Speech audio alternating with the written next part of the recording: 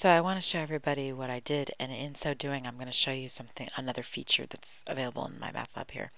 I decided to make all the standard issue ones unavailable, just for the sake of it, and then I made all of the ones, I made a copy of every single thing. But they're not in order anymore because I did this haphazardly. The chapter order up here is not the same as what it should be. So, and this sometimes happens to you. Sometimes you get things out of order or whatever. So how do you reorder assignments? So what you can do, one of the ways you can do this is go up here to the assignment tools and click on Reorder Assignments. So click on that. And it's going to have all the assignments in this giant laundry list. Isn't it crazy? Yeah, so there are my offline items, which honestly I don't even want anymore, but whatever. Okay, so chapter 5, I don't want chapter 5 there. I want chapter 2 there. So I'm going to move up. All I'm doing is taking my arrow, see how it becomes the four-way arrow? And I just kind of double click, and then I'm moving up with my mouse, and there we go, and I let it go. Chapter 3, moving up. Chapter 3b, moving up, and so on. All right, let me pause. I'm going to put everything in order. I'll be right back. Okay, poof, like magic, they're all set. So I'm going to click Update. Everything's good. Everything's saved. Say OK. I'm going to say Cancel and Done.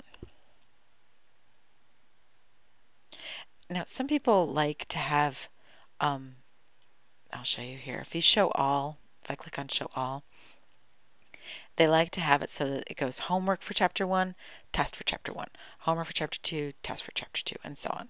And if that's the way you like to organize yourself, then so be it. I mean, I just showed you how you would do it. One other thing to keep in mind is that if you're in here, let me just show it to you real quick. Let's say I'm here and I go, oh, I don't want this item to be 61. If I click on 61, I can make it move this way with a pull-down menu. Click. There, and it reloads it, and now it's number 58. That's a great way to move things one at a time.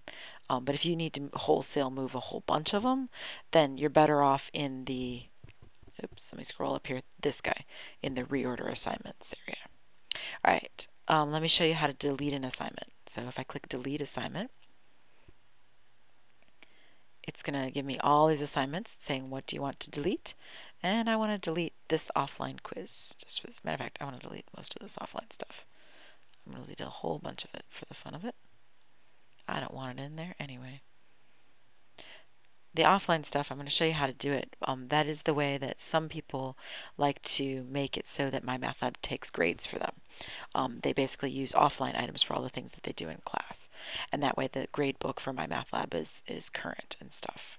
And that's fine. It's just not the way I like to roll, but knock yourself up. Okay, so those deleted items cannot be restored. That's okay. I'm done with that. So cancel, done.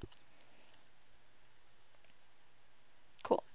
And now those assignments are not there anymore, right? So that's how to reorder assignments and delete assignments. I still haven't shown you how to create all the assignments, but that's okay. So we saw how to change states and assign status. We've seen delete assignments, reorder assignments, categories.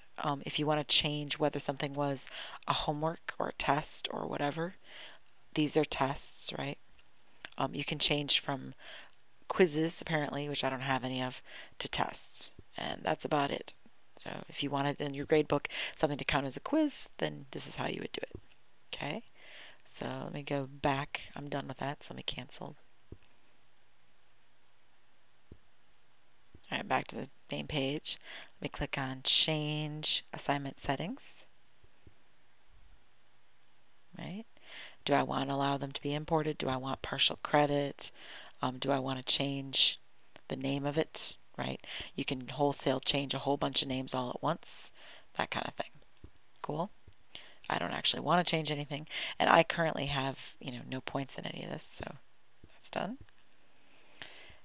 And then I just want to mention the last one over here before I get into even more stuff. There's, oh, come here.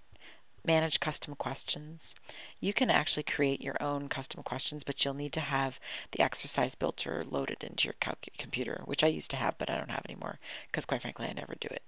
So you can make your own questions if you're good enough at it. All right, I'll see you here for more.